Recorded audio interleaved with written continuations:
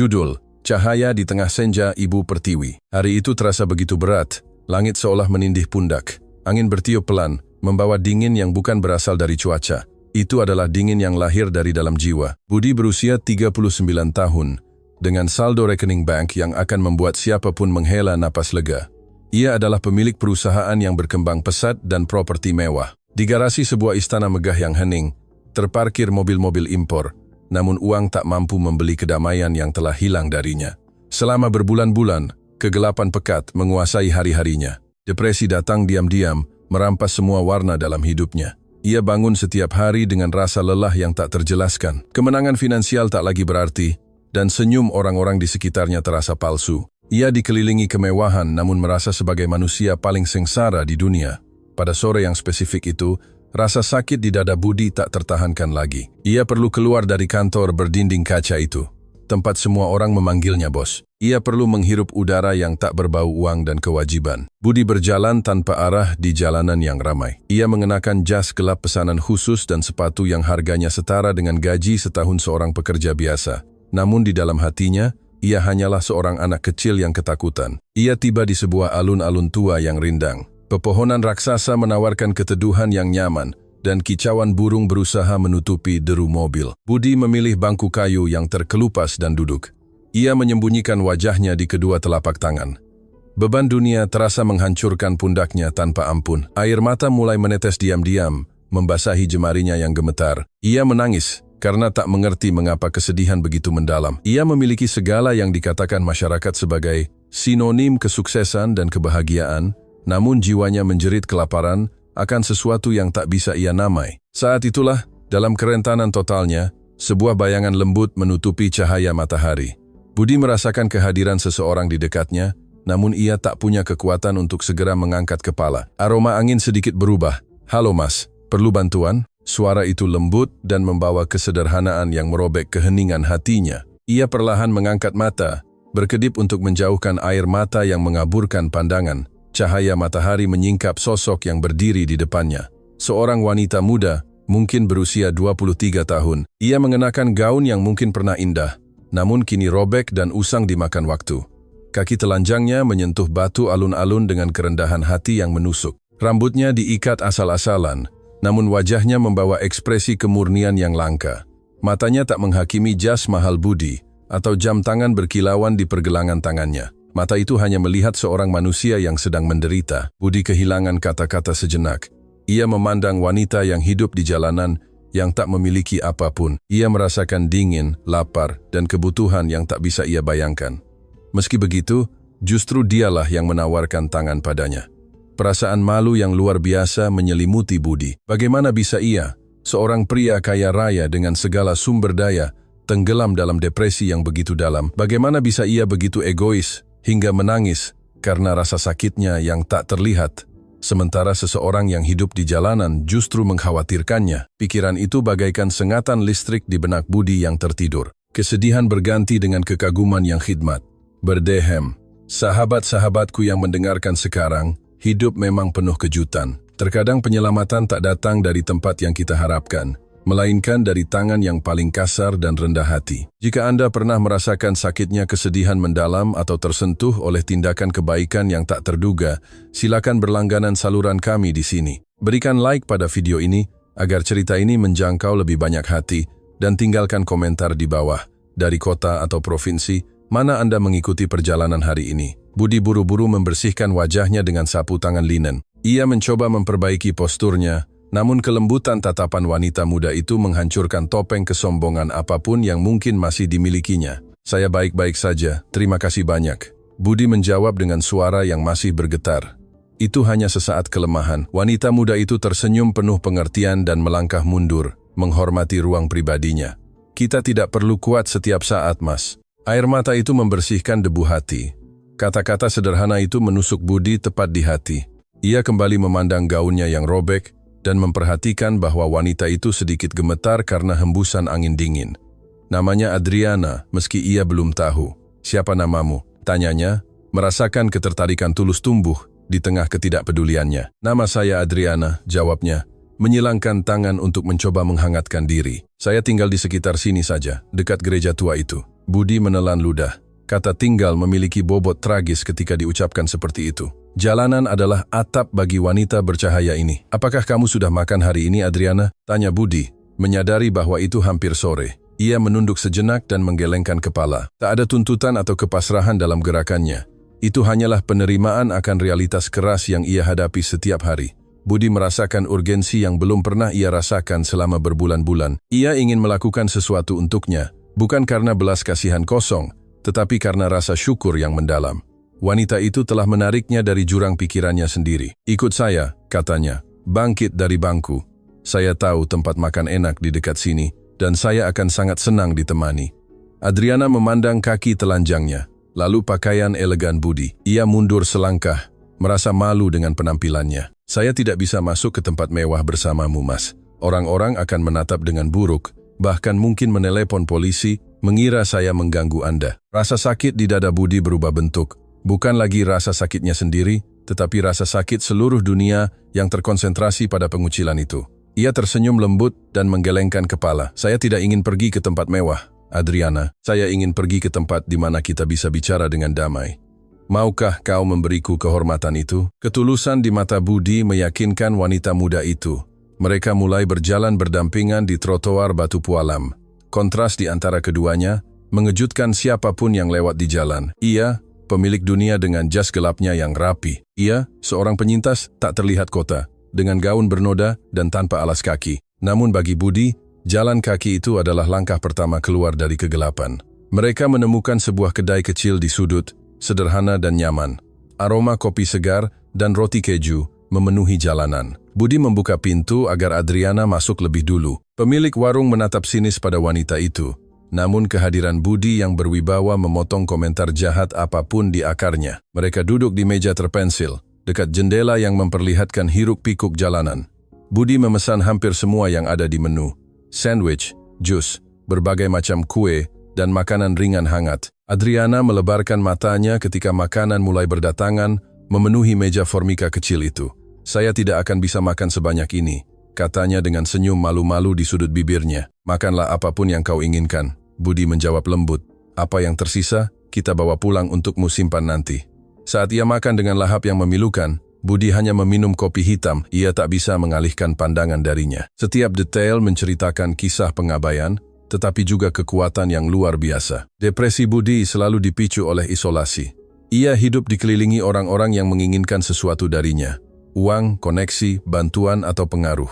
Namun Adriana tidak menginginkan apapun. Ia menemukannya hancur di bangku taman dan menawarkan penghiburan. Ia memberikan apa yang tidak ia miliki kepada orang asing berjas. Bagaimana kau bisa berakhir di jalanan, Adriana? Tanya Budi dengan nada sangat hati-hati. Takut menyakiti ingatannya. Ia berhenti mengunyah sejenak dan menatap keluar jendela. Kilau di matanya sedikit meredup. Sulit mengunjungi kembali masa lalu ketika masa kini sudah begitu berat untuk dipikul. Hidup punya banyak liku, Mas. Saya kehilangan orang tua terlalu dini dan tak punya siapapun lagi.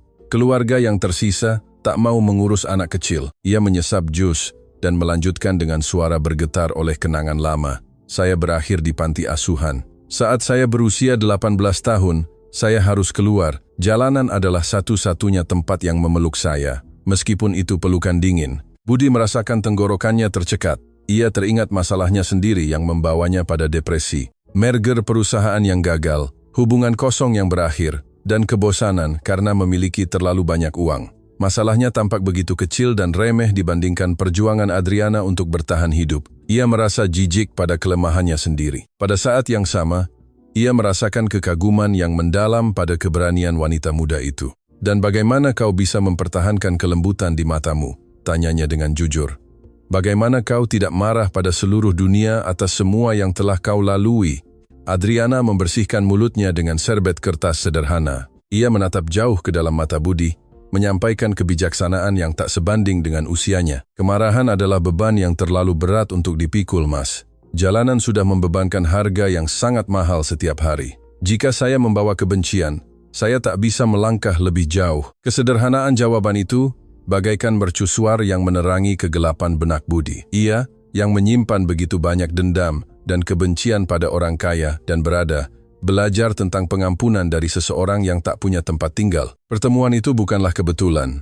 Budi mulai percaya bahwa ada tujuan yang lebih besar di balik kepergiannya dari kantor tanpa arah. Semesta telah membawanya ke alun-alun itu untuk menemukan keselamatannya melalui Adriana. Sore mulai beranjak senja, dan lampu kedai menyala, menciptakan suasana yang lebih intim. Budi tak ingin momen itu berakhir. Ia tak ingin kembali ke istana megahnya yang dingin dan sunyi. Ia memandang tangan Adriana terluka oleh waktu dan kurangnya perawatan. Ia merasakan keinginan kuat untuk melindungi wanita itu, untuk memberinya semua yang telah dirampas kehidupan secara tidak adil.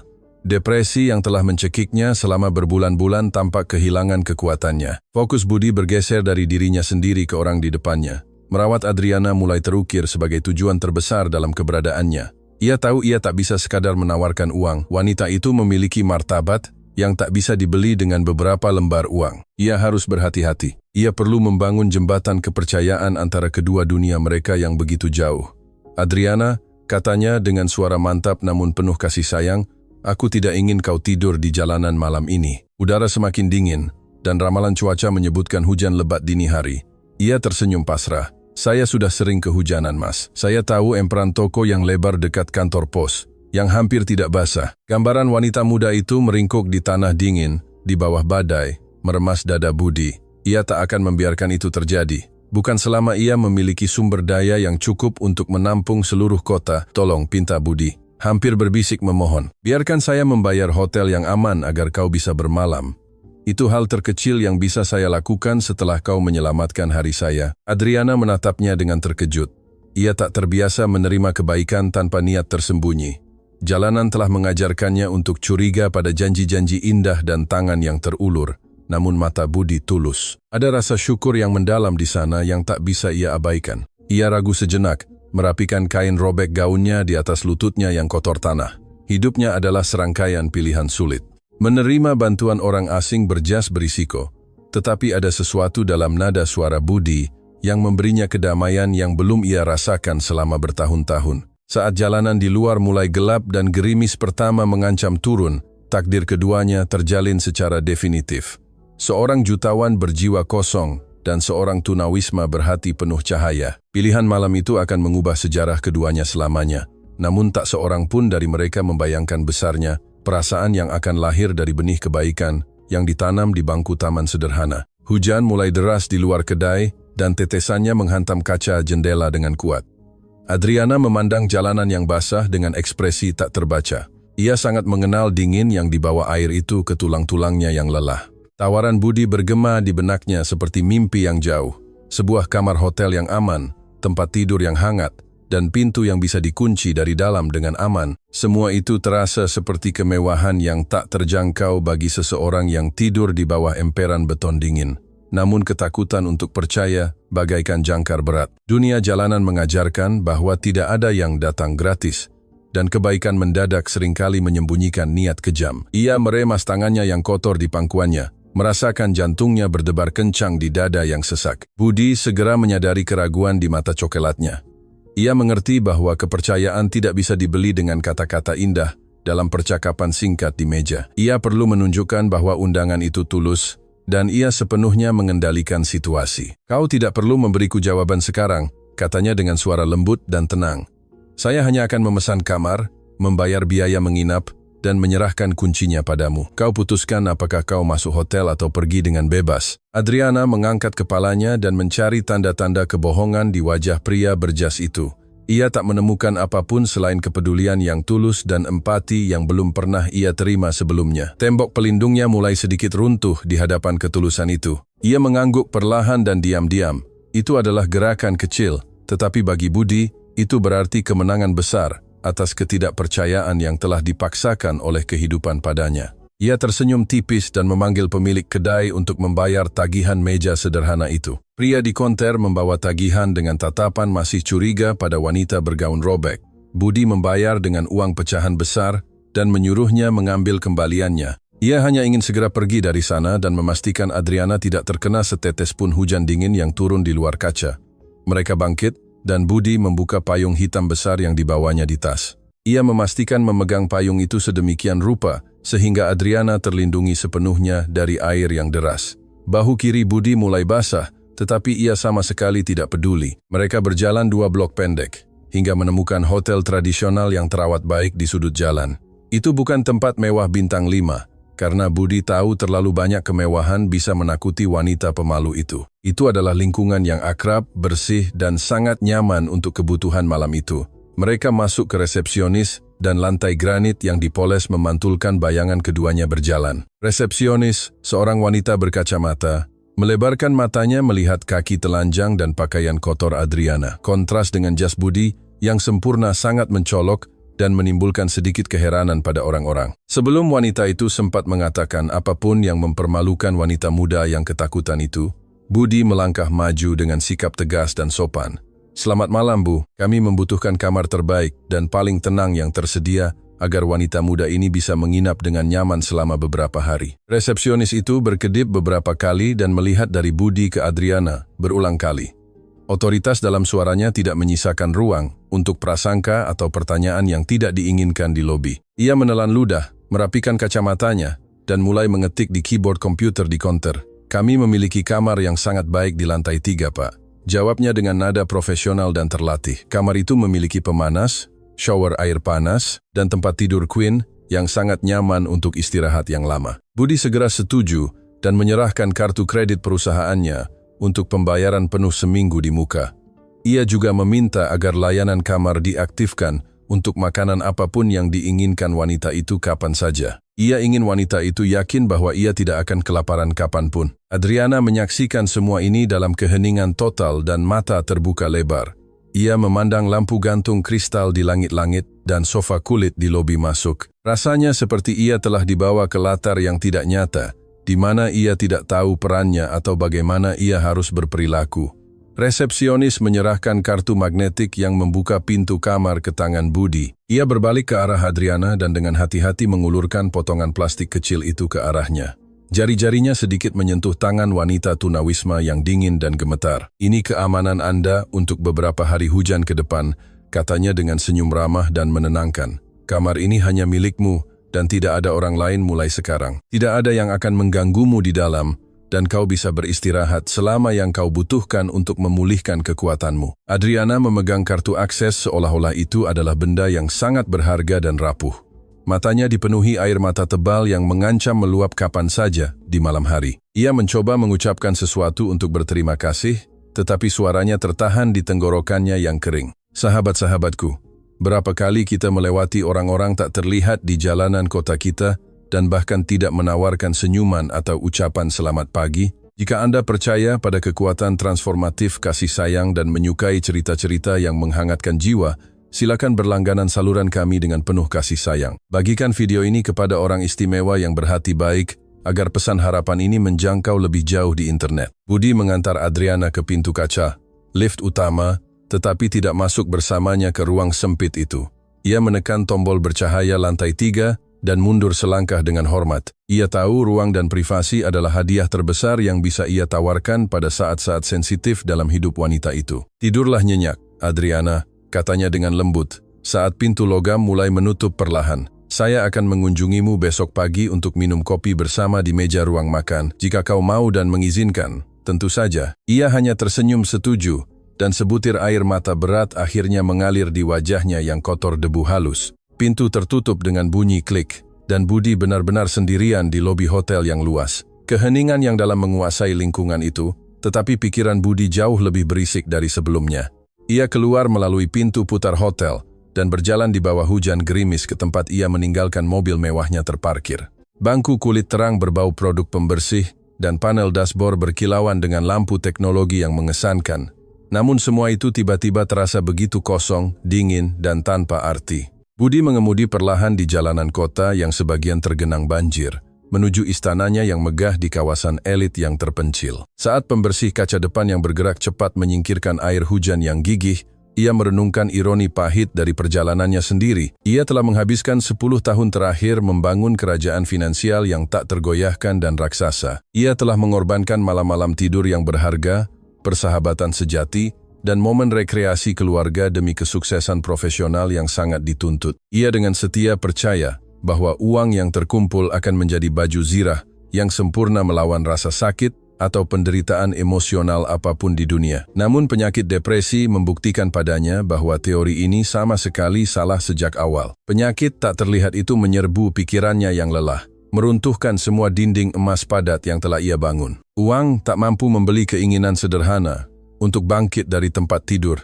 di pagi hari yang gelap yang ia hadapi dalam kesendirian. Dan kini, seorang wanita muda yang tak punya tempat untuk jatuh tak berdaya telah mengembalikan kilau asli ke matanya yang lelah. Adriana, dengan gaun robeknya dan jiwanya yang terluka oleh jalanan, menunjukkan padanya nilai sejati dari kasih sayang manusia, tanpa meminta imbalan apapun. Ia tidak meminta koin, tetapi memberikan keselamatan damai yang ia cari selama berbulan-bulan di kantor-kantor mahal. Saat tiba di rumah larut malam, Budi memarkir kendaraannya di garasi yang luas dan sunyi. Istana itu benar-benar sunyi, hanya diterangi lampu, tidak langsung dari sistem keamanan modern. Bunyi sol sepatunya yang mahal menggema di lorong marmer, yang diimpor dengan sangat melankolis. Ia menaiki tangga menuju kamar utamanya dan melepas jas gelapnya yang basah oleh gerimis. Ia mandi lama dan berendam, membiarkan air panas menghanyutkan kelelahan hari yang panjang. Namun gambaran manis Adriana di lobi hotel tak lepas dari pikirannya yang kacau sedetik pun. Saat Budi berbaring sendirian di ranjang raksasanya dengan spray katun Mesir yang lembut, Adriana menjalani pengalaman yang hampir ajaib di sisi lain kota yang terang. Ia membuka pintu tebal kamar nomor 312, tangannya gemetar karena gugup yang kuat dan kecemasan kekanak-kanakan. Kamar itu remang-remang, hanya diterangi cahaya jalan yang jauh dari celah tirai tebal. Ia meraba dinding bercat dan menemukan saklar lampu kuning. Pencahayaan itu memperlihatkan sebuah ruangan yang bersih, harum, dan sangat nyaman bagi seseorang yang tidur di alam liar dan dalam pengabaian total. Tempat tidur queen besar di tengah ruangan tampak seperti awan kapas putih lembut. Adriana menarik kaki kapalan dari trotoar dingin imajiner dan menginjak karpet berbulu halus yang bersih yang melapisi lantai kamar. Sensasi kelembutan yang tak terlukiskan membuatnya menutup mata yang berkaca-kaca dan menghela napas lega yang tertahan. Ia mengunci pintu berat dengan kunci pengaman ekstra dan bersandar pada punggung kurusnya di kayu halus di pintu masuk. Untuk pertama kalinya dalam bertahun-tahun yang panjang, ia tidak perlu tidur dengan satu mata terbuka waspada. Ia tidak perlu menyembunyikan sedikit barang tua miliknya di bawah tubuhnya untuk menghindari pencurian kejam di malam yang dingin. Adriana berjalan perlahan ke kamar mandi berubin dan terkejut dengan bayangan dirinya sendiri yang jelas, terpantul di cermin besar yang menyala di dinding. Wajahnya kotor jelaga, rambutnya kusut, dan bekas kelelahan yang dalam terlihat di bawah mata coklatnya yang sedih. Kehidupan yang tidak teratur di jalanan sangat kejam, cepat, dan tanpa ampun menua tubuh manusia pada orang yang lemah. Ia membuka keran perak di wastafel putih, dan air hangat yang bersih menyentuh jari-jarinya yang kapalan. Itu adalah sensasi kenyamanan yang begitu baik, sehingga membuatnya tersenyum sendirian di depan cermin yang berkabut karena emosi. Ia menyalakan shower kuat, dan membiarkan air panas mengalir bebas, sebelum dengan hati-hati melepas gaun robeknya.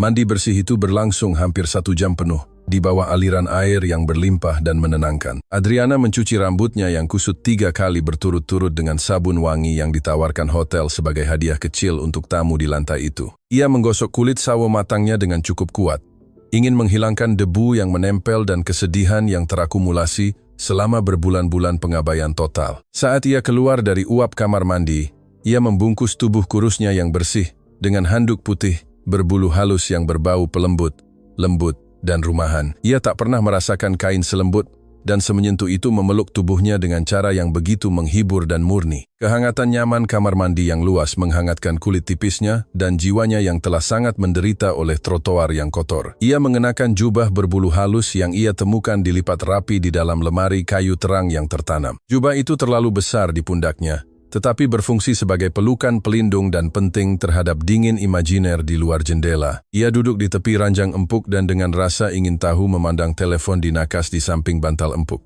Budi telah mengatakan dengan jelas bahwa ia bisa memesan apapun yang ia inginkan dari layanan kamar. Perutnya yang kosong berbunyi pelan sebagai jawaban, mengingatkannya bahwa makanan dari kedai sederhana sudah dicerna berjam-jam yang lalu, tetapi rasa malu yang luar biasa dan ketakutan irasional untuk mengganggu orang-orang berbicara lebih keras di dalam dada Adriana yang ketakutan. Ia memutuskan dengan rendah hati untuk tidak memesan apapun dari layanan kamar malam itu yang hujan. Ia sudah menerima lebih banyak anugerah hari itu, daripada yang ia pikir pantas untuk seumur hidup perjuangan yang tak terlupakan. Ia perlahan masuk ke bawah selimut tebal dan memeluk salah satu bantal empuk dengan sekuat tenaga yang bisa diberikan oleh lengannya yang kurus. Bunyi hujan yang konstan menghantam kaca temper di jendela kini menjadi musik pengantar tidur yang lembut dan tenang baginya. Ia tidak perlu lagi berlari panik mencari sepotong kardus kering atau emperan kosong di malam yang sangat hujan dan gelap itu.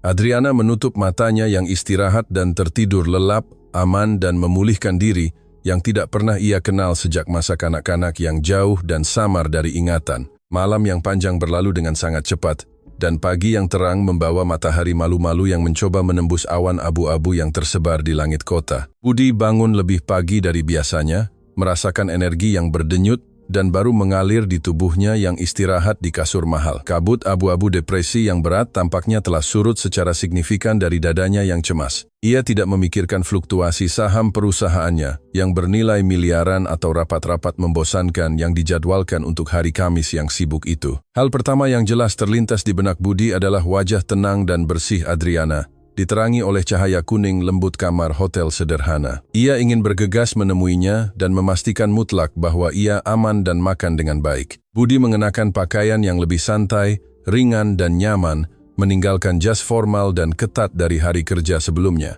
Ia mengenakan celana jeans gelap yang pas dan kemeja katun ringan berwarna terang. Ia sama sekali tidak ingin Adriana merasa terintimidasi oleh perbedaan sosial raksasa yang ada di antara dunia mereka berdua. Sebelum bergegas ke hotel di pusat kota, Budi berhenti sebentar di sebuah toko, serba ada yang sangat bagus dan terkenal di daerah itu. Ia tidak tahu persis ukuran pakaian wanita muda itu, tetapi ia memperkirakan ukurannya berdasarkan ingatan visual dari sore yang berkesan. Ia membeli 3 gaun sederhana, blus hangat yang nyaman, celana olahraga, dan 2 pasang sepatu tertutup tanpa hak tinggi. Ia sangat ingin ia memiliki pakaian bersih, baru, dan layak untuk dikenakan saat ia bangun dari malam pertama istirahat yang indah itu. Itu adalah tindakan kepedulian manusia yang sederhana, tetapi ia perlu sangat berhati-hati agar tidak menyinggung harga diri yang terluka, yang dibangun secara diam-diam oleh kehidupan jalanan pada orang-orang rentan setiap hari. Budi tiba dengan mobil di lobi hotel yang terang sekitar pukul 9 pagi, membawa beberapa kantong kertas tebal berwarna-warni. Resepsionis pagi yang perhatian menatapnya dengan keingintahuan alami, tetapi tidak mengajukan pertanyaan yang tidak perlu tentang kantong belanjaan itu. Ia berjalan dengan langkah mantap, langsung ke lift utama, dan menekan tombol bundar lantai 3. Jantungnya berdetak sedikit lebih cepat karena kecemasan, saat ia berjalan menyusuri koridor panjang, berkarpet dan sangat sunyi di lantai itu. Ia berhenti di depan pintu nomor 312 dan ragu sejenak sebelum mengetuk dengan lembut menggunakan buku-buku jarinya yang kaku. Bunyi peringatan terdengar teredam di kayu berat, berukir pintu kamar utama. Tidak ada jawaban vokal segera dari dalam kamar Adriana yang sunyi.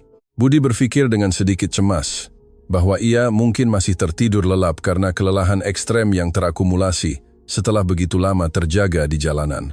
Ia mengetuk lagi di kusen pintu, kali ini sedikit lebih keras, untuk mencoba membangunkan wanita muda itu tanpa membuatnya kaget tiba-tiba. Pegangan pintu logam perak berbunyi pelan seperti roda gigi dan pintu berat itu terbuka sedikit, gelap dan sangat hati-hati. Mata coklat Adriana yang hidup muncul mengintip dari celah sempit dan aman. Ia menatap Budi dengan terkejut, dengan campuran cepat antara kejutan tulus dan kelegaan yang jelas terukir di wajahnya. "Selamat pagi, Adriana," katanya dengan senyum lembut dan tulus, membuka wajah prianya. "Saya harap saya tidak membangunkanmu terlalu pagi di pagi Kamis yang cerah ini." Ia membuka pintu sedikit lebih lebar dan melepaskan kaitnya, memperlihatkan jubah putih besar hotel yang dengan malu-malu menyembunyikan tubuh kurusnya. Rambut panjangnya tergerai, basah, dan mengeluarkan aroma sabun bersih yang sangat menyenangkan dan lembut. Wajahnya yang dicuci bersih menunjukkan kecantikan alami yang sangat mencolok, yang tidak bisa lagi disembunyikan oleh debu jalanan yang kejam dari pandangan Budi. "Selamat pagi, Mas baik hati," jawabnya dengan suara sedikit serak dan rendah karena tidur baru saja. "Saya sudah bangun cukup lama menunggu. Saya benar-benar kehilangan kebiasaan lama tidur sampai larut di jalanan yang bising dan penuh lalu lintas." Budi mengangkat kantong kertas berwarna-warni yang ia pegang di kedua tangannya yang mantap dan menunjukkannya kepada wanita muda itu dengan semangat. "Saya membawakan beberapa barang baru untukmu ganti pakaian dan keluar dari jubah hangat ini. Saya tidak tahu persis seleramu, jadi saya memilih potongan sederhana, dasar, dan sangat nyaman. Gaun lamamu yang robek sudah waktunya pensiun mendesak dan adil di tempat sampah. Adriana menatap tajam ke arah kantong yang tergantung, dan mata besarnya langsung berkaca-kaca tanpa kendali. Ia melangkah mundur dengan malu-malu dan membiarkan Budi masuk bebas ke kamar yang nyaman dan tertata rapi olehnya. Rasa malu yang luar biasa menerima begitu banyak hadiah mahal berjuang keras, melawan rasa syukur yang tak terukur yang ia rasakan menekan dadanya yang terluka. Kau tidak perlu menghabiskan uang kayamu untukku, Mas. Gumamnya sangat pelan, meremas tali jubah berbulu halusnya dengan gugup di tangan kecilnya. Tempat tidur hangat dengan bantal dan mandi lama sudah merupakan hadiah terindah yang saya dapatkan dalam 10 tahun terakhir yang menyakitkan dalam kehidupan saya yang sepi. Budi meletakkan kantong berat di atas ranjang bermotif bunga dengan hati-hati dan tanpa tergesa-gesa. Ia berbalik menghadapnya dan berbicara dengan nada yang sangat tenang, ramah, dan sangat yakin dengan apa yang dikatakannya. Adriana, kau memberiku sesuatu yang jauh lebih berharga kemarin sore di bangku taman yang keras. Kau memberiku perhatian murni saat aku tak terlihat oleh seluruh dunia yang sibuk. Pakaian bersih untuk dikenakan adalah hal paling pantas yang bisa saya tawarkan sebagai imbalan atas empati tulus dan penyelamatmu. Ia tidak punya argumen kuat dan masuk akal untuk membantah kebenaran yang diucapkan dengan begitu banyak emosi sejati itu. Ia mengambil kantong besar dengan sangat hati-hati dan pergi ke kamar mandi berubin untuk berganti pakaian dengan privasi dan keheningan total. Budi menunggu berdiri bersandar di dekat jendela, memandang gerakan jalanan yang tenang, masih basah oleh sisa-sisa hujan yang berlalu. Ketika pintu kamar mandi akhirnya terbuka lagi, menerangi koridor, Budi kehilangan napas sejenak dengan cepat dan diam karena kekaguman yang besar. Adriana mengenakan gaun sederhana berbahan bunga, diskret, pas dengan sempurna, dan sepatu datar kulit di kakinya. Rambut sutranya tertata ke belakang, dan wajahnya yang terang bersinar dengan kemurnian tak terlukiskan yang mempesona pengusaha itu. Ia sama sekali tidak terlihat seperti wanita muda ketakutan dan menderita yang tinggal di kotak kardus dekat gereja tua kota itu kemarin. Kini ia adalah wanita kuat, berwajah cantik, dan memiliki martabat luar biasa yang memancar bebas dari pori-porinya yang bersih. Budi tersenyum terpesona dan merasakan kedamaian luar biasa memenuhi ruang gelap dan menyakitkan yang telah ditorehkan oleh depresi berat di dadanya yang terluka. Apakah kau benar-benar siap untuk sarapan yang lezat bersamaku di bawah sana? Tanyanya dengan semangat, mengulurkan tangan mantapnya ke arah jari-jari halusnya. Adriana menatap tajam ke arah tangan pengusaha jutawan yang terulur, mantap, dan terawat baik, yang mengubah arah takdir kejamnya dalam waktu kurang dari 24 jam yang intens. Ia menerima undangan tak terduga itu dengan senyum malu-malu di sudut bibirnya yang menerangi seluruh ruangan hotel. Koneksi tak terlihat yang terbentuk di antara mereka tiba-tiba menjadi ikatan kuat kasih sayang sejati, tumbuh, dan penyembuhan bersama. Mereka turun dengan cepat menggunakan lift ke ruang makan luas di lantai dasar hotel, di mana sarapan prasmanan yang melimpah tertata di atas meja-meja putih bersih. Aroma roti panggang segar yang luar biasa, buah-buahan segar yang diiris, dan kopi yang sangat kuat memenuhi ruangan yang didekorasi, menjadikannya sangat nyaman dan mengundang. Mereka sengaja memilih meja yang lebih terpensil dari keramaian, dekat dinding bata ekspos yang indah dan kasar. Saat mereka perlahan makan berbagai pilihan dan menikmati setiap gigitan makanan lezat, percakapan mengalir secara alami, ringan, dan tanpa hambatan mental dari kedua belah pihak. Budi dengan penuh semangat ingin mengetahui segala sesuatu tentang masa lalu Adriana, tentang impian masa kecil yang hilang, dan tentang luka terbuka yang tak pernah sepenuhnya sembuh oleh waktu dingin. Ia mendengarkan dengan penuh perhatian setiap kata, yang menyakitkan dengan perhatian yang hampir saleh dan hormat. Mereka berbicara tentang topik keluarga yang mendalam, tentang pilihan-pilihan masa lalu yang salah, dan tentang kehilangan emosional yang tak dapat diperbaiki, yang dipaksakan oleh kehidupan yang kejam pada hampir semua orang pada suatu waktu. Adriana, meskipun usianya masih sangat muda dan membawa kisah yang begitu menderita di pundaknya, secara luar biasa memiliki pandangan dunia yang matang dan penuh pengampunan tulus di hati yang baik dan kapalan. Pagi berlalu dengan sangat menyenangkan dan bermanfaat,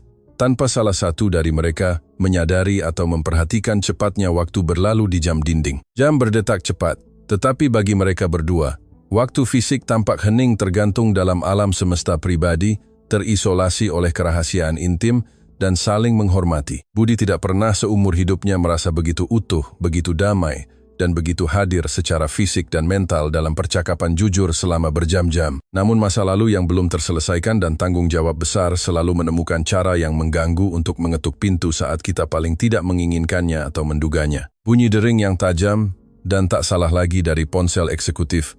Budi berdering keras di saku depan celana jeansnya, tiba-tiba memecah pesona manis momen pagi yang sempurna itu. Ia menatap layar bercahaya di tangannya dengan kesal, dan melihat nama pengacaranya yang memimpin berkedip dalam huruf besar di layar dingin perangkat mahal itu. Masalah hukum mendesak dan sangat serius yang terjadi di kantor pusat perusahaan induk menuntut kehadirannya secara fisik dan tanda tangan segera untuk menghindari bencana finansial raksasa di rekening bank. Kehidupan nyata yang kejam dan sangat menuntut memanggil Budi kembali ke kewajibannya yang berat, birokratis, dan ke dunia bisnis yang penuh perhitungan, dingin, dan tanpa hati. Ia menatap lama wajah manis Adriana dengan ekspresi penyesalan yang mendalam dan terlihat jelas serta permintaan maaf diam-diam di wajahnya yang tiba-tiba lelah. Gelembung perdamaian nyaman yang rapuh yang telah mereka bangun dengan susah payah, pagi itu sayangnya akan pecah secara tiba-tiba oleh tuntutan rutinitas yang kejam dari seorang jutawan dengan banyak tanggung jawab di pundaknya yang lebar.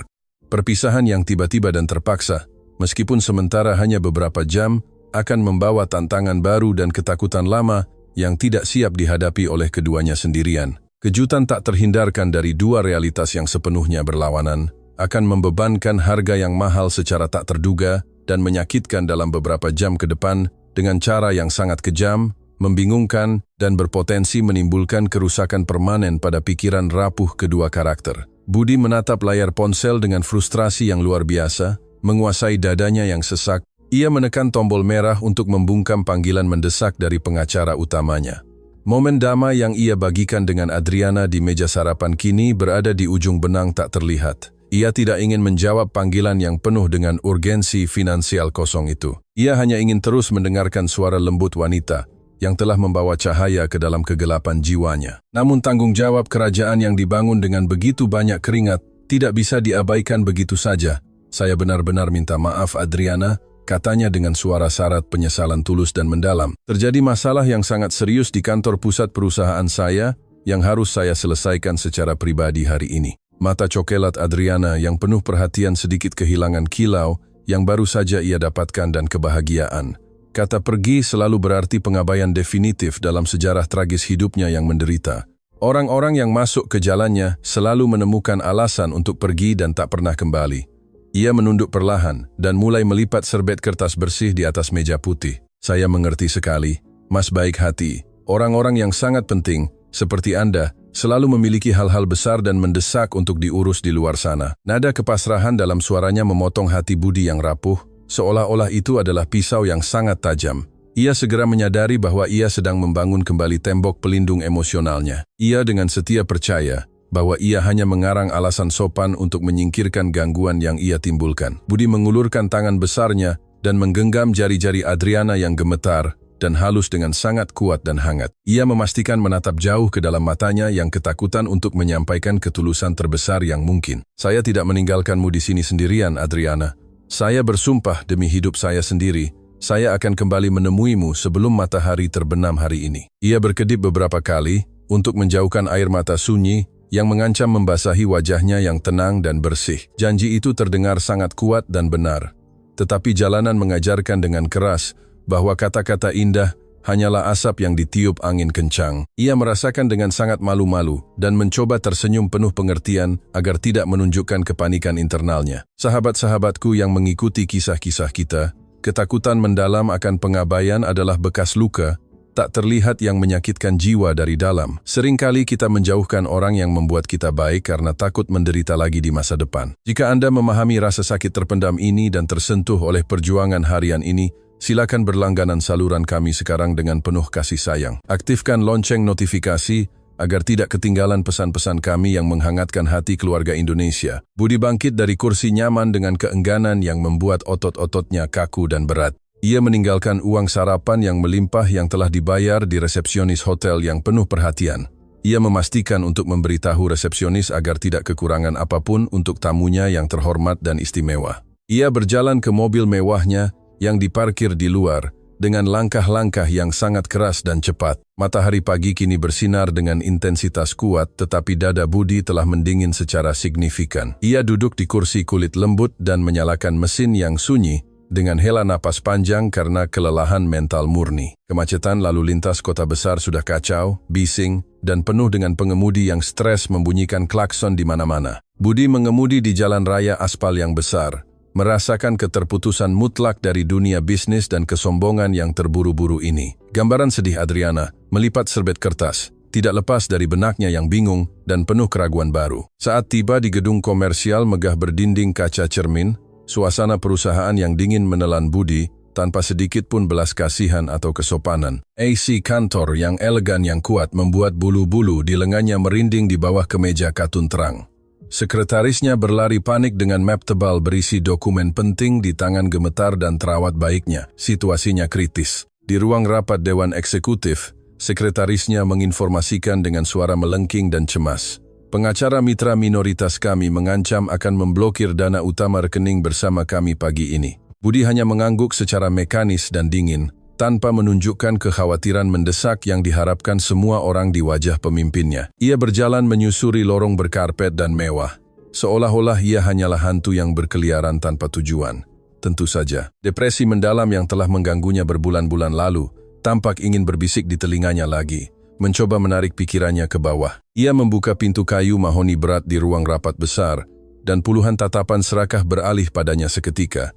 Pria paruh baya, mengenakan jas termahal dan dasi sutra murni, berdebat dengan kasar dan arogan. Bau espresso kental, bercampur parfum impor mahal, menyebabkan sedikit rasa mual mendadak di perut Budi yang sensitif. Ia duduk di kepala meja granit yang dipoles, dan mengamati teater sosial itu dengan jarak yang hampir menyakitkan dan sangat mengungkapkan. Pengacara meneriakkan nilai jutaan dolar, dan membahas klausul hukum yang hanya memupuk harga diri yang sakit dari setiap orang yang hadir. Budi merasakan kekosongan eksistensial yang begitu besar, sehingga keinginan mendadaknya adalah bangkit dari kursi putar dan lari dari sana. Orang-orang kaya dan berpengaruh ini sama sekali tidak peduli pada kesejahteraan manusia, siapapun di sekitar mereka. Mereka hanya ingin memeras setiap tetes keuntungan finansial dari perusahaan raksasa ini untuk membeli barang-barang yang sebenarnya tidak mereka butuhkan. Budi akhirnya menyadari bahwa depresi sunyinya lahir justru dari interaksi sehari-hari dengan kemiskinan spiritual yang menyamar sebagai kesuksesan mutlak. Bapak-bapak, mohon tenang sekarang. Budi berbicara dengan suara rendah, namun syarat dengan otoritas yang tak terbantahkan yang membungkam seluruh ruangan. Kita akan mengakhiri perselisihan bodoh ini dengan menyerahkan persentase yang adil yang diminta oleh mitra kita dalam dokumen-dokumen tersebut. Pengacaranya yang pribadi melebarkan matanya karena terkejut dan hampir menjatuhkan pena peraknya dari tangan gemetar di atas meja dingin. Keputusan untuk menyerah begitu saja akan merugikan jutaan kerugian bersih bagi kas pribadi Budi sendiri di akhir bulan. Tetapi jutawan itu sama sekali tidak peduli dengan kerugian tak ternilai dari angka-angka virtual itu di neraca perusahaan. Ia menandatangani dokumen-dokumen tebal dan birokratis dengan kecepatan mengagumkan, dan tanpa membaca huruf-huruf kecil di halaman-halaman terakhir. Ia hanya ingin membebaskan diri dari belenggu tak terlihat dari keserakahan buta itu secepat mungkin untuk bisa bernapas lega kembali. Uang yang telah ia perjuangkan begitu keras dalam hidup, tiba-tiba kehilangan seluruh pesonanya dan mengungkapkan wajahnya yang menipu dan sangat kejam. Sahabat-sahabatku tersayang, betapa seringnya kita kehilangan momen paling murni dalam keberadaan kita, berlari buta mengejar angin dan kekayaan palsu. Jika Anda telah menyadari bahwa hal-hal terindah dalam kehidupan yang luar biasa ini dapat dibeli dengan koin emas, bagikan video ini sekarang juga dengan orang-orang tercinta dalam keluarga Anda. Berikan like pada refleksi mendalam kita hari ini untuk membantu menyebarkan benih kemakmuran manusia sejati di internet. Saat Budi mengakhiri rapat tegang dan hampa perasaan di kantor pusat mewahnya, Adriana menjalani mimpi buruk sunyinya sendiri di hotel. Setelah pengusaha itu pergi dengan cemas, kamar yang nyaman itu tampak menyusut ukurannya dan mencekiknya dengan dinding-dinding tebalnya. Keheningan ruangan yang harum mulai menjerit di telinganya dengan cara yang menakutkan dan sangat mengganggu. Ia berjalan tanpa alas kaki di atas karpet lembut dan memandang gerakan di trotoar di bawah melalui jendela kaca tebal.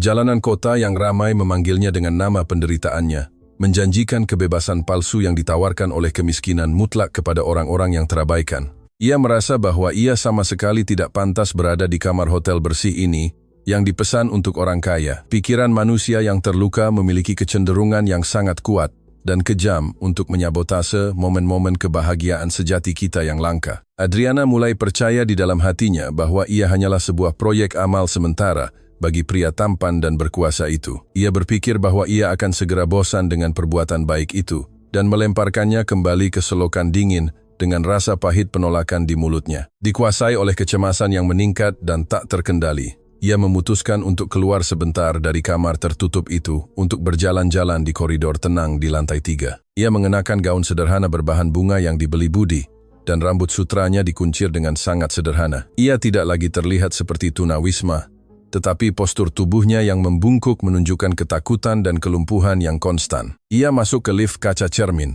dengan niat naif untuk berkeliling sebentar di lobi utama untuk melihat gerakan pintu. Ketika pintu terbuka di lantai 2, seorang wanita tua dengan penampilan sangat arogan masuk ke ruang sempit itu. Wanita kaya itu mengenakan banyak perhiasan berkilauan di lehernya dan membawa tas kulit bermotif merek yang sangat mahal. Wanita itu memandang Adriana dari atas ke bawah dengan jijik yang terlihat, menilai pakaian sederhana wanita muda itu dengan mata jahat dan kritis. Ia sengaja mengerutkan hidungnya yang mancung, seolah-olah mencium bau busuk dan sangat ofensif di udara harum lift modern itu. Ia meringkuk di sudut berlawanan dari cermin, menarik tas mahalnya lebih dekat ke dada, seolah-olah takut dirampok kapan saja. Prasangka kejam dari wanita asing itu bagaikan pukulan langsung tanpa peringatan ke perut Adriana yang sudah sangat rapuh.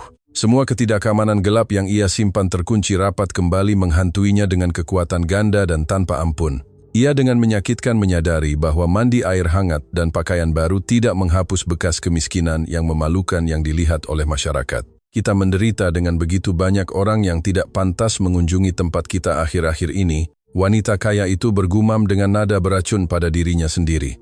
Kalimat kejam itu diucapkan dengan nada yang sempurna dan terencana untuk menyakiti hati wanita muda yang meringkuk di sana dalam keheningan. Adriana merasakan air mata panas dan tebal karena penghinaan yang luar biasa mengalir di pipi sawo matangnya tanpa izin sama sekali. Ketika lift akhirnya tiba di lobi yang terang di lantai dasar, ia hampir berlari keluar dari ruang sempit itu untuk melarikan diri dari tatapan menuduh dan menjijikkan itu. Jantungnya yang baik berdetak tak menentu di dada kecilnya dan napasnya menjadi sangat pendek dan putus asa. Prasangka tanpa dasar dan kejahatan gratis adalah beban yang sangat berat yang kita paksakan secara sembarangan pada sesama kita. Sahabat-sahabatku, betapa banyak kita menderita dengan orang-orang yang tidak pantas mengunjungi tempat kita akhir-akhir ini. Jika Anda membenci segala jenis prasangka dan percaya pada kesetaraan ilahi, tinggalkan komentar di bawah ini. Dari kota diberkati mana atau dari negara bagian indah mana dari Brasil kita menerima pesan refleksi ini sekarang juga. Ia melewati resepsionis hotel yang sibuk, mencoba menyembunyikan wajahnya sendiri, ternoda oleh air mata baru dan rasa malu yang luar biasa yang ia rasakan. Ia berlari kembali ke keamanan terisolasi kamar nomor 312. Dan mengunci pintu berat dengan tangan berkeringat dan gemetar. Perasaan tidak menjadi bagian dari dunia nyaman ini mencapai titik tekanan maksimum di dalam jiwanya yang bingung dan ditolak. Adriana membuat keputusan yang menyedihkan dan sangat tergesa-gesa, berdasarkan kepanikan yang ia rasakan berdenyut di pembuluh darah tipisnya. Ia membuka lemari terang di kamar dan mencari kantong plastik hitam, tempat pembantu menyimpan gaun lamanya yang robek. Ia menemukan pakaian kotor dari masa lalunya yang menyakitkan dan memeluk kain yang bernoda, seolah-olah itu adalah perisai tak terlihat melawan kejahatan manusia. Ia memutuskan bahwa ia akan melarikan diri dari hotel mewah dan perlindungan lembut pengusaha jutawan itu sebelum hari berakhir. Ia pikir lebih baik kembali tidur di tanah dingin yang keras daripada menghadapi tatapan jijik dari orang-orang kaya itu. Ia tidak tahan rasa sakit raksasa karena ditolak oleh Arthur ketika ia juga menyadari bahwa ia hanyalah seorang gadis jalanan. Ia melepas gaun baru dan berbunga-bunga dengan sangat hati-hati agar tidak kusut dan melipatnya dengan lembut di atas ranjang besar. Ia mengenakan kembali pakaian lusuhnya dan merasakan kekasaran kain usang menggores kulitnya yang kini sangat bersih dan harum. Ia meninggalkan kantong hadiah lainnya yang tak tersentuh di sudut terpencil dan berjalan menuju pintu keluar dengan langkah-langkah kekalahan yang berat. Saat tragedi sunyi pengabaian terungkap di dalam kamar terisolasi itu, Budi berjuang melawan waktu dan lalu lintas kota. Ia keluar dari gedung kaca cermin perusahaannya dengan mengabaikan protes dan keluhan tak berkesudahan dari Dewan Keuangannya sendiri. Ia sangat perlu kembali ke hotel, dan memenuhi janji suci yang telah ia buat, sambil menatap mata Adriana pagi itu. Kemacetan ribuan kilometer di jalanan lebar, seolah-olah secara aktif berkonspirasi, melawan keinginan mendesak pengusaha untuk segera tiba di tujuan akhirnya. Ia memukul-mukul setir kulit gelap dengan jari-jari yang cemas dan kaku, sambil mengamati menit-menit berharga mengalir cepat di jam dashboard. Kecemasan mengerikan, dan tak terjelaskan mulai meremas tenggorokannya yang kering, memperingatkan bahwa sesuatu yang sangat salah sedang terjadi jauh dari sana. Matahari sudah melewati tengah sore ketika Budi akhirnya berhasil memarkir kendaraan secara miring di trotoar hotel sederhana dan dikenal itu. Ia melemparkan kunci berkilau ke tangan valet yang ketakutan di pintu dan berlari ke lobi berkarpet dengan tergesa-gesa yang menarik perhatian. Ia bahkan tidak menunggu lift yang lambat turun, memutuskan untuk menaiki 3 tangga panjang sambil berlari dan terengah-engah. Ia tiba di koridor sunyi dan berkarpet di lantai 3 dengan dada naik turun, tak terkendali karena kekurangan udara. Ia berjalan tergesa-gesa ke pintu nomor 302 dan menyadari dengan ngeri bahwa pintu itu tidak terkunci dan hanya tersandar di kusennya. Kepanikan karena terlambat dan kehilangan penyelamatnya menghantam keras pikirannya yang sudah lelah dengan begitu banyak cobaan. Budi mendorong daun pintu perlahan dan pemandangan yang ia lihat menghancurkan hati tuanya menjadi 1000 keping yang tak dapat diperbaiki. Adriana berdiri di tengah kamar yang terang, mengenakan pakaian kotornya dan menatap pintu keluar dengan tatapan hilang dan kosong. Ia hanya selangkah lagi dari meninggalkan kesempatan kedua yang luar biasa ini dan melemparkan dirinya kembali ke dalam kegelapan berbahaya dan kejam dunia. "Kau pikir mau kemana dengan pakaian itu, Adriana?" tanya Budi dengan nada suara yang mencampur ketakutan mendalam dengan kekecewaan yang luar biasa. Wanita muda itu melompat kaget mendengar suara berat dan lelahnya, memecah keheningan fana kamar tertutup. Ia menatap mata pengusaha yang merah dan cemas dan merasakan tusukan rasa bersalah yang sangat kuat menghantam hatinya yang terluka. Ia menunduk malu dan meremas tangannya yang kapalan untuk mencoba mengendalikan getaran yang terlihat yang mengambil alih tubuh kurusnya. "Saya harus kembali ke tempat gelap tempat saya berasal," bisiknya dengan suara tercekat oleh tangisan terus-menerus.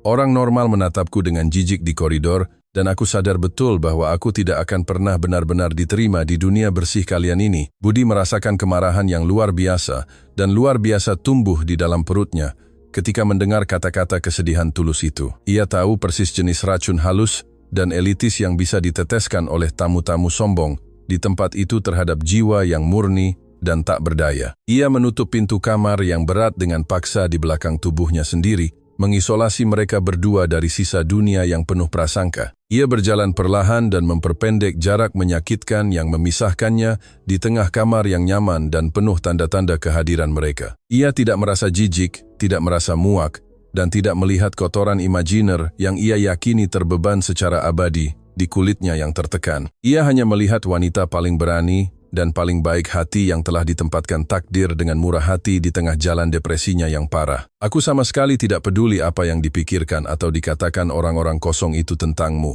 Budi menyatakan dengan keteguhan yang tak tergoyahkan yang bergema di seluruh ruangan. "Mereka miskin jiwa dan sengsara dalam kesombongan murah mereka. Sementara kau memiliki kekayaan tak terlihat terbesar, yang tidak bisa dibeli oleh uang sama sekali. Sahabat-sahabatku tercinta, cinta sejati, dan saling menghormati lahir, justru dari momen-momen kecil, penerimaan murni tanpa penghakiman ini. Ketika kita menemukan tujuan yang sangat benar di hati yang terluka dari orang lain, hidup akhirnya mendapatkan warna-warna harapan baru. Jika cerita penerimaan ini menyentuh jiwa baikmu, tulis pengalaman pribadimu tentang mengatasi kesulitan di komentar pertemuan digital kita yang luar biasa ini." Adriana mengangkat wajahnya yang basah oleh air mata tebal dan menemukan perlindungan yang kokoh dan aman bersinar di mata gelap jutawan yang lelah.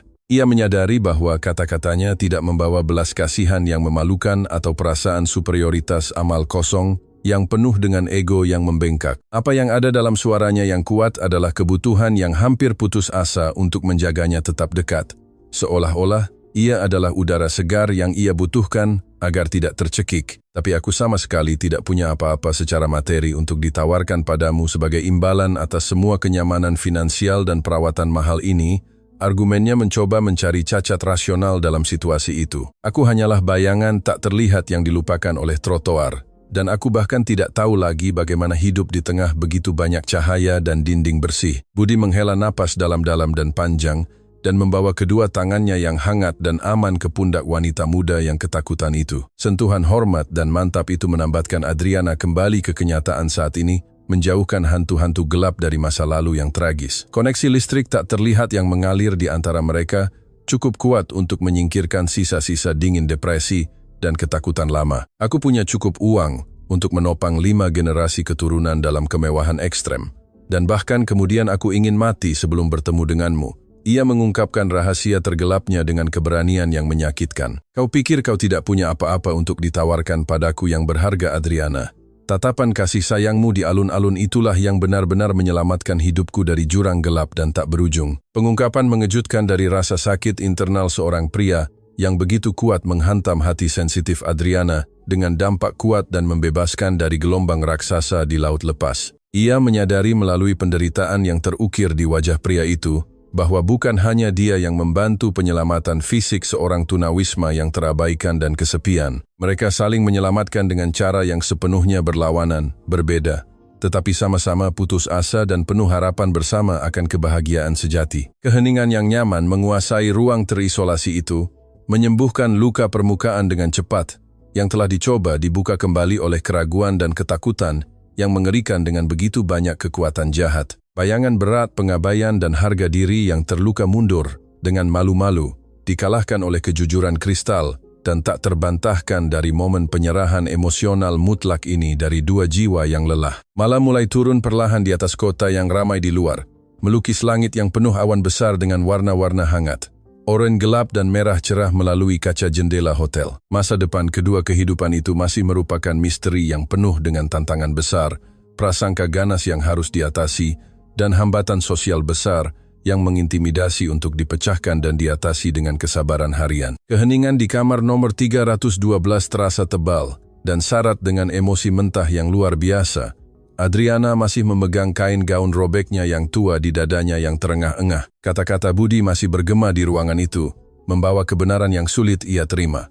Ia selalu percaya bahwa keberadaannya adalah beban bagi orang-orang di sekitarnya. Jalanan telah mengajarkannya dengan menyakitkan bahwa tidak ada yang benar-benar peduli pada seseorang yang tidak punya apa-apa untuk ditawarkan. Tetapi pria kaya dan berkuasa itu ada di sana, telanjang dari semua harga dirinya, mengakui bahwa ia telah menyelamatkannya dari kematian dalam hidup. Budi memegang tangannya yang kuat di pundaknya, menularkan kehangatan manusia yang belum pernah ia rasakan selama bertahun-tahun. Ia tidak memandangnya sebagai pengemis tak terlihat atau sebagai proyek amal untuk meringankan hati nuraninya yang berat. Ia melihatnya sebagai sesama, sebagai jangkar yang menahan kapalnya di tengah badai terkuat pikirannya. Kau tidak perlu kembali ke jalanan yang gelap, Budi mengulangi dengan suara yang sangat lembut dan bergetar. Kau tidak perlu melarikan diri dariku atau dari masa depan baik yang bisa kita bangun jauh dari kejahatan orang-orang ini. Air mata Adriana akhirnya berhenti dan memberi jalan pada helaan napas lega dan penyerahan diri yang panjang. Ia melihat bayangan dirinya di cermin lemari pakaian dan melihat kontras yang menakutkan antara kebersihan wajahnya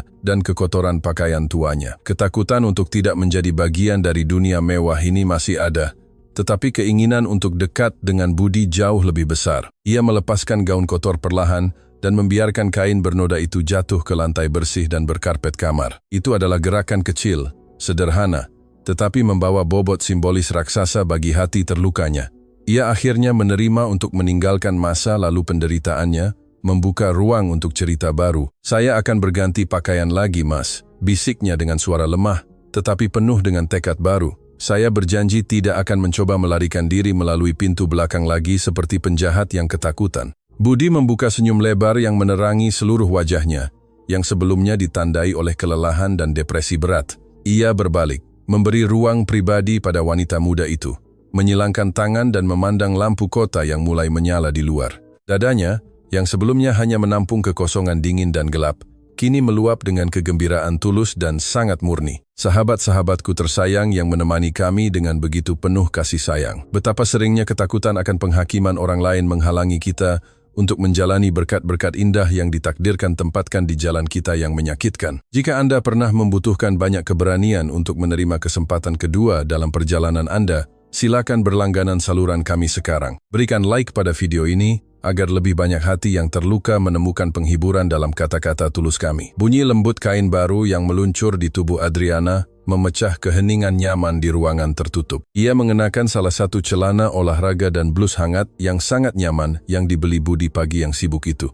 Ia mengenakan sepatu tertutup dan menarik napas dalam-dalam, merasa siap untuk menghadapi hantu-hantu yang menghuni koridor hotel. "Saya siap," katanya dengan nada suara yang lebih mantap, menarik perhatian pengusaha yang memandang dari jendela. Budi berbalik dan merasakan jantungnya berdetak tak menentu karena kekaguman pada kekuatan sunyi yang secara alami dipancarkan wanita itu. Ia mendekat perlahan dan mengambil gaun kotor yang tergeletak di lantai dengan sangat hormat dan hati-hati. Ia tidak membuangnya ke tempat sampah kamar, tetapi melipatnya dan menyimpannya kembali ke dalam kantong plastik gelap. "Kita tidak akan membuang sejarahmu begitu saja seolah-olah tidak ada nilainya," jelasnya di hadapan tatapan bingung Adriana. "Pakaian tua ini adalah bukti hidup dari ketahanan luar biasamu dan kekuatan tekadmu untuk bertahan dari badai terbesar di dunia." Kata-kata itu membawa kedamaian langsung ke roh wanita tunawisma yang selalu dituntut.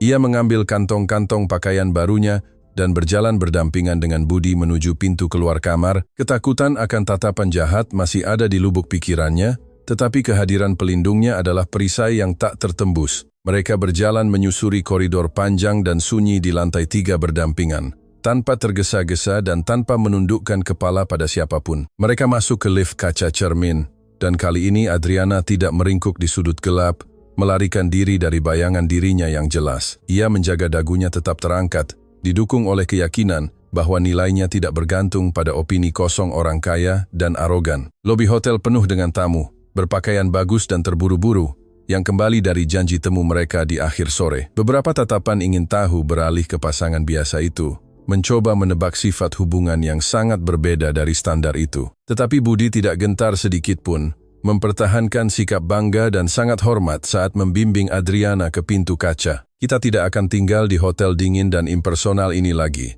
Budi tiba-tiba mengumumkan saat mereka tiba di trotoar yang ramai. "Aku ingin kau mengenal rumahku, dan kau punya tempat yang benar-benar bisa kau sebut milikmu mulai sekarang." Keterkejutan menguasai wajah halus Adriana, yang melebarkan mata coklat besarnya ke arah wajahnya yang tenang. Masuk ke rumah seorang jutawan adalah langkah yang sangat besar, dan definitif bagi seseorang yang sampai kemarin tidur di tanah keras alun-alun. Perbedaan dunia yang raksasa kembali menakuti pikirannya yang masih rapuh. "Rumahmu pasti sangat mewah, dan penuh dengan aturan sulit yang tidak saya ketahui, Mas." Ia merenung dengan kejujuran kekanak-kanakan dan mengharukan. "Saya sangat takut merusak sesuatu yang mahal atau menyinggung keluargamu dengan sikap sederhana dan tanpa pendidikan saya." Budi membuka pintu mobil mewahnya agar ia bisa masuk dengan aman, tersenyum menghadapi kekhawatiran yang begitu murni dan jujur. Ia menutup pintu dengan hati-hati dan berjalan mengitari kendaraan gelap itu, duduk di kursi pengemudi dengan helaan napas tenang. "Rumahku sangat besar, penuh dengan perabotan impor dan lukisan mahal, tetapi sepenuhnya kosong di dalam," ia mengungkapkan saat menyalakan mesin mobil yang sunyi. "Saya tidak punya keluarga yang tinggal bersama saya. Saya tidak punya teman sejati yang mengunjungi saya, dan saya tidak punya aturan selain saling menghormati. Kau akan membawa kehidupan ke dinding-dinding dingin itu." Kejujuran kristal pengusaha itu menghilangkan keraguan kejam yang meremas tenggorokan kering penumpang muda itu. Perjalanan membelah kota besar berlangsung hampir 1 jam penuh di bawah langit malam yang mulai bersinar dengan bintang-bintang pertama. Mereka berbicara tentang hal-hal sederhana dalam hidup, tentang cuaca yang tidak menentu, dan tentang lampu warna-warni yang menghiasi jalan raya lebar yang ramai. Adriana memandang keluar jendela mobil, dengan keingintahuan yang terpesona seperti anak kecil yang menemukan dunia ajaib untuk pertama kalinya. Ia melihat restoran mewah, etalase berkilauan, dan gedung-gedung super tinggi dengan perspektif yang sama sekali baru dan terlindungi. Ia tidak lagi berada di luar etalase, merasa lapar. Ia berada di dalam kepompong baja dan kulit lembut yang aman. "Sahabat-sahabatku tersayang yang mendengarkan kami sekarang, kesepian adalah salah satu perasaan paling menyakitkan dan kejam yang bisa dihadapi manusia. Seringkali kita hidup dikelilingi oleh kemewahan dan banyak orang, tetapi dada kita menjerit kesepian di tengah kerumunan yang bising. Tuliskan nama kota dan provinsi Anda di sini, agar kita dapat menyebarkan pelukan virtual ke seluruh Brasil yang indah ini." Mobil mewah itu akhirnya meninggalkan jalan raya yang bising dan masuk ke lingkungan elit, sangat sunyi dan sangat rindang. Jalanannya lebar, diapit oleh tembok-tembok super tinggi dan gerbang besi berat, yang menyembunyikan istana-istana spektakuler dari pandangan mata penasaran. Adriana merasakan perutnya berputar karena kecemasan saat kendaraan berhenti di depan gerbang gelap yang megah yang tampak seperti pintu masuk kastil besar. Gerbang besi itu terbuka secara otomatis dan diam-diam, memperlihatkan jalan panjang yang terbuat dari batu terang dan terawat baik. Taman properti itu luas, diterangi oleh lampu kuning yang sengaja disembunyikan di antara tanaman langka dan pohon-pohon rindang. Di ujung jalan, sebuah rumah raksasa dengan arsitektur modern dan garis lurus menjulang megah melawan kegelapan langit malam. Arthur memarkir mobil di garasi luas dan membantu Adriana turun, mengambil kantong kertas berwarna-warni berisi pakaian baru. Wanita muda itu menginjak lantai garasi yang sempurna dengan keraguan yang sangat besar, merasa kecil dan tidak berarti di hadapan kekayaan material yang begitu banyak terkumpul. Keheningan tempat itu hampir memekakkan telinga dibandingkan dengan kebisingan konstan jalan-jalan berbahaya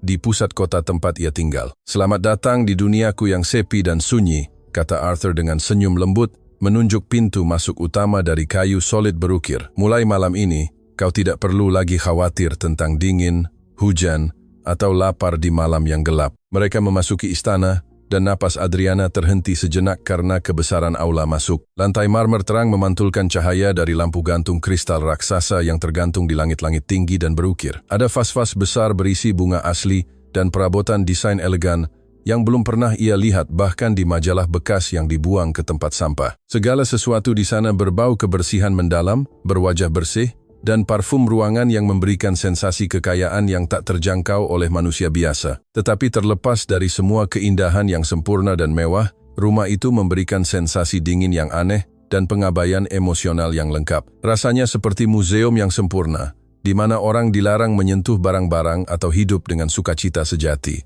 "Tuan Budi, selamat malam." Sebuah suara wanita, tegas dan sangat formal tiba-tiba bergema dari lorong lebar di sebelah kanan ruangan. Seorang wanita dengan rambut beruban dan postur sangat tegak muncul berjalan dengan langkah terkendali dan sunyi di atas marmer halus. Ia mengenakan seragam pengurus rumah tangga yang disetrika sempurna, berwarna gelap, dan memiliki ekspresi yang sangat serius dan profesional di wajahnya yang berkerut. Namanya Helena, dan ia telah mengurus rumah raksasa ini dengan tangan besi selama lebih dari 15 tahun berturut-turut. Bibi Helena berhenti beberapa langkah di depan, dan tatapan berpengalamannya segera tertuju pada sosok Adriana yang meringkuk dan malu-malu. Pengurus rumah tangga itu tidak menunjukkan ekspresi jijik atau kebencian yang terlihat, tetapi matanya yang menyipit menunjukkan kebingungan mental yang besar dan kejutan yang luar biasa. Majikannya yang jutawan tidak pernah, selama bertahun-tahun kerja keras itu, membawa tamu yang begitu tak terduga dan sederhana ke dalam benteng pribadinya. "Selamat malam, Bibi Helena." Budi memberi salam dengan sopan, mengasumsikan nada suara mantap agar tidak ada keraguan tentang situasinya. "Ini Nona Adriana, dan dia akan menjadi tamu kehormatan kami untuk jangka waktu yang tidak ditentukan mulai malam ini." Pengurus rumah tangga itu berkedip beberapa kali berturut-turut untuk menyerap informasi mengejutkan itu, dan menyilangkan tangannya yang kapalan di depan celemeknya yang sempurna. Ia adalah wanita dengan nilai-nilai yang sangat tua dan kaku, terbiasa berurusan dengan pengusaha kaya, politisi berjas, dan wanita dari masyarakat kelas atas yang sombong. Menerima seorang wanita muda dengan wajah yang ditandai oleh penderitaan dan pakaian yang begitu sederhana, mematahkan semua protokol yang ia kenal dengan sangat baik. "Selamat datang di rumah kami, Nona Adriana." Pengurus rumah tangga itu berkata dengan sopan yang dingin dan terkesan sambil mengangguk sangat ringan dengan kepala beruban. "Kamar tamu utama di lantai 2 akan segera disiapkan untuk kenyamanan dan istirahat malam Anda." Adriana menjawab dengan senyum yang sangat gugup dan gumaman yang tak terdengar dari rasa terima kasih yang mendalam atas sambutan yang sopan. Ia menyadari hambatan tak terlihat yang telah diciptakan oleh pengurus rumah tangga sejak ia menatap dengan curiga pada asal-usulnya yang rendah hati. Prasangka tidak memerlukan kata-kata kejam atau teriakan keras untuk menyakiti jiwa. Seringkali, itu tersembunyi dalam formalitas berlebihan yang dipaksakan. Sahabat-sahabatku tercinta, betapa sulitnya menghancurkan tembok ketidakpercayaan manusia di zaman sekarang. Seringkali kita menghakimi orang dari penampilan sederhana atau pakaian tanpa merek, lupa bahwa harta terbesar tersembunyi di dalam hati. Bagikan video emosional ini dengan teman atau kerabat yang perlu belajar melihat dunia dengan lebih banyak cinta dan lebih sedikit penghakiman. Budi menyadari ketegangan sunyi yang membayangi udara harum ruang tamu dan memutuskan untuk bertindak dengan sangat cepat untuk melindungi tamunya. Ia menyerahkan kantong hadiah ke tangan Bibi Helena yang rajin, dan meminta agar makan malam yang melimpah disajikan secepat mungkin di ruang makan utama. Pengurus rumah tangga itu mundur dengan langkah cepat dan tanpa mengajukan pertanyaan tambahan, meninggalkan mereka berdua lagi sendirian di lingkungan raksasa itu. "Jangan takut dengan sikap keras, Bibi Helena," Budi menjelaskan dengan suara rendah, sambil membimbing Adriana ke sofa kulit putih yang sangat lembut. "Dia adalah orang yang berhati baik dan setia, tetapi terperangkap dalam kebiasaan lama yang saya sendiri ciptakan untuk menjaga orang-orang menjauh dari hidup saya." Mereka duduk di sofa yang nyaman, dan keheningan rumah kembali memeluk mereka berdua dengan kekuatan yang hampir terasa dan berat. Adriana memandang sepatu barunya sendiri, mencoba mencari cara untuk menyesuaikan diri dengan lukisan yang begitu sempurna dan mahal. Ia merindukan suara angin di pepohonan alun-alun dan suara mobil mengerem di jalan raya di tengah malam yang sibuk. Kedamaian mutlak istana kaya ini adalah sesuatu yang menakutkan bagi sistem sarafnya, yang telah terkondisi untuk hidup dalam keadaan waspada maksimum. Budi menyadari ketidaknyamanan yang jelas terlihat pada postur kaku dan pundak tegang wanita yang telah menyelamatkan jiwanya dari kegelapan. Ia sedikit mencondongkan tubuh ke arahnya dan menyentuh ujung jari-jari dingin yang beristirahat di pangkuannya. "Apa yang terlintas di benakmu sekarang?"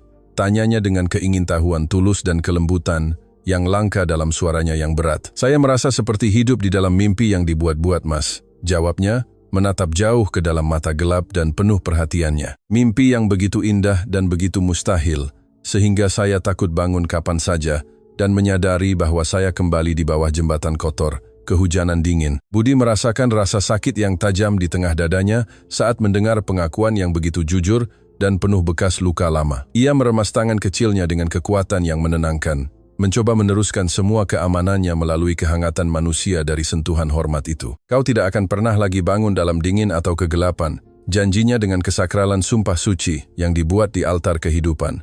"Aku butuh 39 tahun, hidupku yang kosong untuk menemukan kilau harapan di matamu, dan aku tidak akan membiarkan cahaya itu padam untuk apapun di dunia ini." Pertukaran tatapan yang dalam terganggu oleh bunyi, diskret langkah pengurus rumah tangga kembali ke ruang tamu yang terang. Bibi Helena mengumumkan dengan suara yang sangat tertahan bahwa makan malam hangat dan lezat sudah siap di meja ruang makan utama. Mereka bangkit dan berjalan bersama menyusuri lorong-lorong lebar yang dihiasi karpet Persia dan lukisan abstrak yang tidak masuk akal bagi Adriana. Ruang makan adalah ruangan megah dengan dinding kaca tebal yang menghadap langsung ke taman belakang properti yang diterangi lampu. Meja kayu padat raksasa mampu menampung 12 orang dengan nyaman, mendominasi pusat ruang yang mewah. Pengurus rumah tangga telah menyiapkan 2 tempat di ujung yang berlawanan dari meja raksasa, mengikuti tradisi dingin dan terpencil dari makan malam formal masyarakat kelas atas Jakarta. Budi melihat jarak konyol yang memisahkan kedua piring porselen Prancis itu dan merasakan kekesalan yang tiba-tiba. Ia tidak membawa Adriana ke rumahnya untuk memperlakukannya sebagai sekadar hubungan bisnis atau kewajiban sosial yang terpencil. Tanpa mengucapkan sepatah kata pun, ia mengambil kursinya sendiri yang berat, peralatan makan peraknya yang berkilauan, dan gelas kristal berlapisnya. Ia berjalan mantap dan menyeret kursi itu untuk menempatkannya tepat di samping tempat yang telah disiapkan untuk tamu wanita muda itu. Ia dengan khidmat mengabaikan tatapan teguran diam dari pengurus rumah tangga yang berpengalaman yang menyaksikan pelanggaran aturan etiket dengan keterkejutan yang tertahan. Budi duduk sangat dekat dengan Adriana, begitu dekat sehingga pundak mereka hampir bersentuhan di ruang meja besar. "Hidup sudah memberi kita hambatan raksasa dan menyakitkan terlalu lama," katanya dengan nada yang sangat tenang, tersenyum terbuka pada wanita muda yang terkejut itu. "Aku tidak akan membiarkan sepotong kayu panjang yang mahal memisahkan percakapan kita saat berbagi roti sehari-hari." Tindakan sederhana kedekatan fisik dan emosional itu melelehkan pertahanan terakhir yang dipertahankan Bibi Helena dengan kebiasaan profesional yang kaku. Pengurus rumah tangga itu menyadari untuk pertama kalinya dalam hidupnya kilau kemanusiaan sejati dan sangat tulus di mata tuannya yang jutawan yang selamanya sedih dan lelah. Ia menyajikan sup panas dan daging panggang beraroma dengan perhatian yang diperbarui, merasakan bahwa angin perubahan definitif berhembus di dalam rumah kosong ini. Makan malam berlangsung dengan sangat ringan, diiringi cerita masa kecil yang jauh dan tawa malu-malu yang bergema di dinding istana yang sebelumnya begitu suram dan depresif. Adriana mencicipi rasa baru, jus alami, dan makanan penutup yang bahkan ia tidak tahu ada di dunia kuliner orang kaya yang luas dan jauh. Budi makan dengan nafsu makan yang ganas, yang telah dirampas oleh depresi beratnya, selama berbulan-bulan yang tak ada habisnya dari siksaan mental yang terpendam. Sahabat-sahabatku, betapa seringnya sepiring makanan sederhana yang dibagi dengan cinta sejati adalah obat terbaik untuk menyembuhkan penyakit jiwa yang menyedihkan. Jika Anda percaya pada kekuatan restoratif dari tindakan kasih sayang kecil sehari-hari dalam kehidupan orang-orang yang menderita, berikan like Anda dan aktifkan lonceng sekarang. Bagikan pengalaman khusus Anda, di mana kebaikan gratis mengubah hari gelap Anda menjadi kemenangan besar. Setelah makan yang lezat, Budi membimbing Adriana ke bagian belakang properti untuk melihat teras terbuka yang menghadap ke kolam renang air sebening kristal yang tak bergerak. Angin malam sangat sejuk dan menyenangkan, mengayunkan lembut daun-daun pohon besar dan menyebarkan aroma tanah lembab yang harum di udara bersih. Mereka duduk di dua kursi santai serat alami yang nyaman, memandang langit yang ditaburi bintang pucat yang berjuang melawan polusi kota. Keheningan nyaman di antara mereka hanya diisi oleh suara air yang berbenturan lemah di tepi kolam renang mahal dan terawat yang diterangi lampu.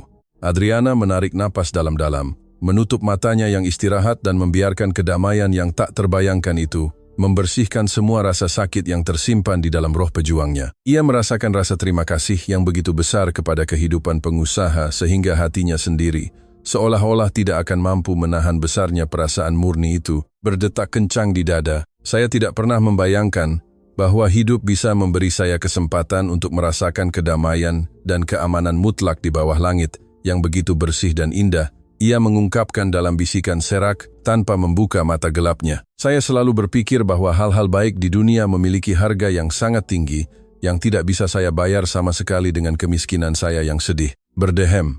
Budi mengamati ketenangan di wajahnya yang bersih, dan merasakan hatinya yang sembuh meluap dengan kasih sayang yang intens, matang, dan tak dapat diubah untuk wanita muda yang pemberani itu. Hal-hal paling berharga di dunia ini, Adriana, selalu diberikan secara gratis oleh takdir kepada mereka yang memiliki keberanian besar untuk mencintai sesama dengan tulus tanpa meminta imbalan materi apapun atau bantuan terselubung. Jam-jam malam yang indah berlalu dengan sangat lambat dan sangat malas, memperkuat ikatan kasih sayang, tak terlihat dan kuat yang telah menyatukan alun-alun yang lembab dengan cara yang begitu mengejutkan dan tidak mungkin hanya satu hari yang lalu. Kelelahan fisik akhirnya mulai membebani tubuh kedua penyintas yang tidak mungkin dan penuh ketakutan lama. Mereka tahu bahwa perjalanan penyembuhan bersama yang sebenarnya baru saja dimulai.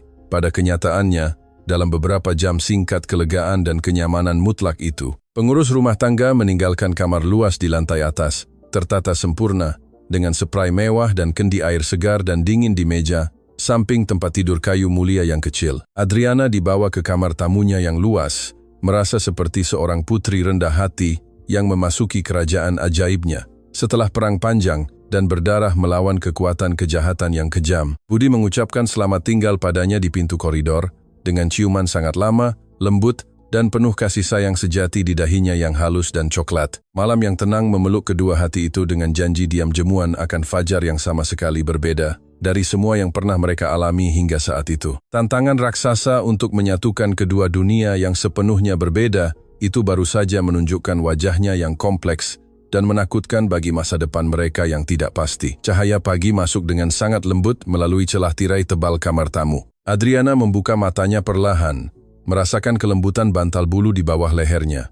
Untuk pertama kalinya dalam bertahun-tahun yang kejam, ia tidak bangun kaget oleh suara lalu lintas yang menakutkan. Ia memandang langit-langit putih yang dicat sempurna, membiarkan realitas kehidupan barunya meresap ke dalam benaknya. Tidak ada tetesan air, tidak ada angin yang dingin, dan tidak ada bau sampah basah dari jalanan gelap. Hanya ada kedamaian sunyi yang memenuhi setiap sudut kamar mewah dan hangat ini. Wanita muda itu meregangkan tubuh di atas spray katun Mesir, lembut dengan senyum malu di wajahnya yang bersih. Ia bangkit dari ranjang besar dan berjalan tanpa alas kaki ke jendela lebar untuk melihat taman di luar. Matahari menerangi pohon-pohon hijau dan bunga-bunga langka, dengan kilau harapan murni dan terbarukan. Di lantai utama istana sunyi, Budi juga terbangun dari tidur yang sangat nyenyak dan tanpa mimpi buruk yang menakutkan. Pengusaha itu duduk di tepi ranjangnya, merasakan ringan yang ia anggap telah hilang selamanya. Awan abu-abu tebal depresi telah mundur secara ajaib dari dadanya yang sebelumnya sangat sakit. Ia menarik napas dalam-dalam dan menyadari bahwa pikirannya tidak lagi terikat pada lembar kerja keuangan perusahaan. Jantungnya berdetak dengan ritme yang tenang dan teratur, penuh dengan keinginan besar untuk menjalani hari itu. Ia bangkit dan berjalan ke kamar mandi, melihat bayangan dirinya di cermin dengan kasih sayang tulus. Budi menuruni tangga marmer terang, dengan langkah mantap dan kilau kegembiraan yang sangat hidup di mata gelapnya. Ia menemukan pengurus rumah tangga Helena di dapur luas, menyiapkan kopi segar dengan dedikasi puluhan tahun. Aroma bubuk kopi yang baru digiling membawa sensasi kenyamanan rumahan yang belum pernah dimiliki istana sebelumnya. "Selamat pagi, Bibi Helena." Ia memberi salam dengan suara bersemangat yang sedikit mengejutkan wanita tua yang sibuk itu. "Selamat pagi, Tuan Budi," jawabnya dengan senyum tertahan, memperhatikan perubahan ajaib di wajah tuannya. Sarapan akan disajikan di meja teras, menikmati angin sepoi-sepoi yang baik dan matahari pagi yang lemah. Saat pengurus rumah tangga menata buah-buahan segar di nampan perak berkilauan, Adriana muncul di pintu dapur lebar. Ia mengenakan pakaian yang sangat sederhana. Rambutnya dikuncir menjadi kepang panjang dan wajahnya tanpa riasan apapun. Posturnya rendah hati, tetapi mata coklatnya bersinar dengan keingintahuan besar akan dunia bersih di sekitarnya. Ia menawarkan bantuan untuk membawa cangkir panas dan piring berat ke meja di luar. Bibi Helena ragu sejenak, terikat pada protokol kaku dan layanan yang diberikan. Tetapi kemurnian di mata wanita muda itu meluluhkan pengurus rumah tangga tua itu, yang mengizinkan gerakan sederhana dari kemurnian itu. Sarapan di teras berbunga ditandai oleh percakapan ringan dan tawa lepas yang bergema bebas di udara. Budi merasa bahwa setiap kata yang diucapkan oleh Adriana adalah obat ampuh yang menyembuhkan luka lamanya. Mereka tampak seperti teman lama yang bertemu kembali setelah perjalanan panjang dan menyakitkan melalui jalan-jalan yang sangat gelap dan sulit. Hari-hari mulai berlalu dengan sangat tenang, menenun rutinitas damai di dalam istana raksasa ini. Adriana menemukan tempat perlindungannya di taman luas, menghabiskan jam-jam siang merawat tanah hitam dan mawar tua. Ia membenamkan tangannya ke dalam tanah lembab dengan sukacita yang menular pada siapapun yang mengamatinya bekerja. Bibi Helena, yang selalu menjadi benteng aturan dingin, menemukan dalam diri wanita muda itu teman yang manis dan sangat hormat. Pengurus rumah tangga mulai mengajarkan rahasia tanaman langka dan cerita-cerita terlupakan dari setiap sudut rumah besar ini. Persahabatan yang indah dan penuh saling menghormati lahir antara wanita berpengalaman dan wanita muda dengan masa lalu yang menderita. Budi mengamati transformasi luar biasa itu melalui kaca-kaca lebar kantor mewahnya yang tertutup di lantai bawah. Ia secara drastis mengurangi jam kerja birokratisnya, mendelegasikan kekuasaan kepada orang-orang yang sangat ia percayai. Ia dengan jelas menyadari bahwa kekayaan sejatinya ada di sana, menyiram tanaman di bawah cahaya emas matahari sore. Tetapi kedamaian mendalam yang telah mereka bangun dengan susah payah akan segera diuji oleh hantu dari masa lalunya yang bangga. Suatu Selasa yang sangat panas, ketika sebuah mobil lapis baja hitam berhenti di depan gerbang tinggi istana. Pengacara utama perusahaan Budi turun dari kendaraan dengan map kulit dan postur yang sangat arogan. Pria berjas itu berjalan di taman batu dan berhenti ketika ia melihat Adriana berlutut di dekat petak bunga rendah. Ia mengenakan topi jerami sederhana dan tangan halusnya benar-benar kotor oleh tanah basah. Pengacara itu merapikan kacamatanya yang mahal di wajahnya dan melemparkan tatapan penghinaan mendalam pada wanita muda yang berkonsentrasi pada pekerjaan manual itu. "Aku tahu Budi mulai kehilangan kewarasannya sedikit demi sedikit."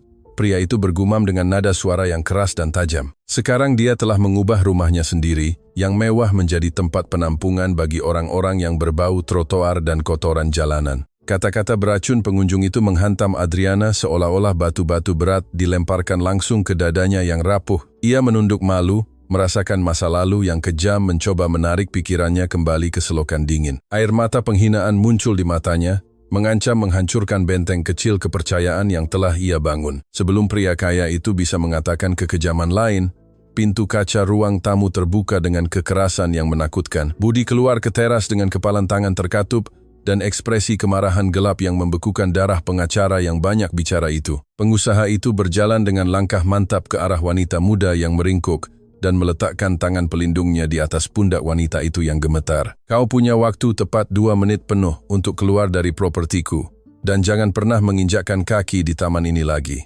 kata Budi dengan suara yang menakutkan rendah. Pengacara itu mundur 2 langkah karena ketakutan murni, mencoba mempertahankan sikap superior di hadapan pria yang membayar biaya kehormatan jutaan dolarnya. "Saya hanya datang untuk membawa kontrak pemutusan untuk tanda tangan akhir Anda, Tuan Budi. Saya tidak ingin menyinggung pekerja baru Anda yang rendah hati dan tidak punya darah bangsawan. Dia bukan pekerjaku, dan dia jauh lebih berharga daripada semua uang kotor yang kau bawa di tas hitammu itu.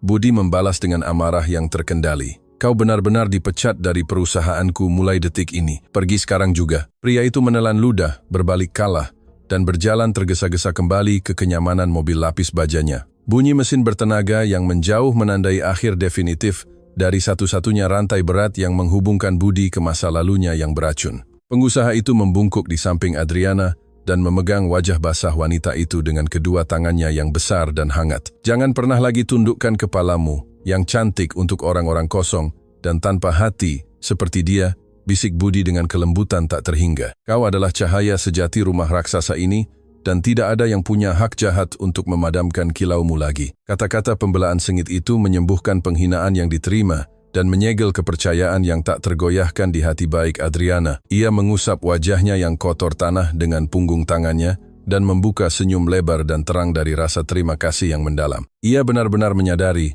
bahwa ia tidak lagi sendirian dan tak berdaya di hadapan kejahatan buta dan elitis masyarakat egois kita. Sahabat-sahabatku, nilai sejati seseorang tidak terletak pada pakaian bermerek atau harta materi yang fana. Karakter manusia dan kebaikan tulus adalah kekayaan tak terbatas yang tidak mengalami korosi waktu yang kejam dan cepat. Jika Anda setuju bahwa rasa hormat adalah dasar dari semua hubungan berharga, bagikan video ini dengan seseorang yang perlu mendengar kebenaran membebaskan ini. Malam yang sunyi itu, Adriana mengetuk pintu kantor mewah yang sedikit terbuka, tempat Budi membaca buku tua. Ia masuk dengan langkah terkendali dan duduk di kursi kulit gelap di depan meja kayu berukir. Ada tekad baru dan sangat matang bersinar kuat di matanya yang coklat dan penuh perhatian. Saya sangat ingin belajar membaca dengan benar, Mas, katanya dengan suara mantap, memecah keheningan nyaman ruangan tertutup. Saya ingin mengerti buku-buku besar. Saya ingin berbicara dengan baik, dan saya ingin memiliki studi saya sendiri agar tidak bergantung pada belas kasihan siapapun. Budi menutup bukunya perlahan, benar-benar kagum dengan kekuatan tekad wanita muda pejuang yang tak ada habisnya ini. Ia melihat dalam dirinya sebuah berlian kasar yang coba dihancurkan oleh kehidupan keras, tetapi kini siap bersinar dalam kegelapan. Ia tidak hanya melihat seorang wanita muda meminta bantuan dasar, tetapi seorang wanita kuat yang ingin menaklukkan takdirnya sendiri dengan tangannya sendiri. Ia mempekerjakan guru privat yang luar biasa, yang datang ke istana setiap hari dalam seminggu untuk mengajar pelajaran penting. Perpustakaan raksasa di rumah itu menjadi tempat favorit Adriana di sore hari yang panas dan sunyi. Ia melahap pengetahuan dasar dengan rasa lapar yang jauh lebih besar daripada rasa lapar fisik yang ia rasakan di jalanan gelap. Bulan-bulan berlalu seperti hembusan ringan, membawa transformasi mendalam dan terlihat bagi semua penghuni rumah kaya raya ini. Wanita muda itu, yang sebelumnya berjalan dengan pundak membungkuk, kini berjalan menyusuri koridor dengan kepala terangkat dan senyum damai. Ia belajar tentang sejarah kuno, tentang perhitungan matematika, dan tentang puisi indah yang menjelaskan misteri jiwa manusia. Budi mengamati pertumbuhan intelektualnya dengan kebanggaan yang luar biasa yang tidak lagi muat di dalam dadanya yang besar. Mereka menghabiskan jam-jam malam duduk di dekat perapian yang menyala, mendiskusikan buku-buku yang dibaca, dan impian yang tersimpan di hati. Koneksi spiritual yang dimulai di bangku taman yang keras telah berkembang secara diam-diam menjadi perasaan yang jauh lebih kuat dan tak dapat diubah. Suatu malam musim dingin yang dingin, hujan turun deras di luar, menghantam kaca tebal ruang tamu utama. Bunyi tetesan air membawa kembali ingatan yang sangat jelas tentang hari pertama mereka bertemu.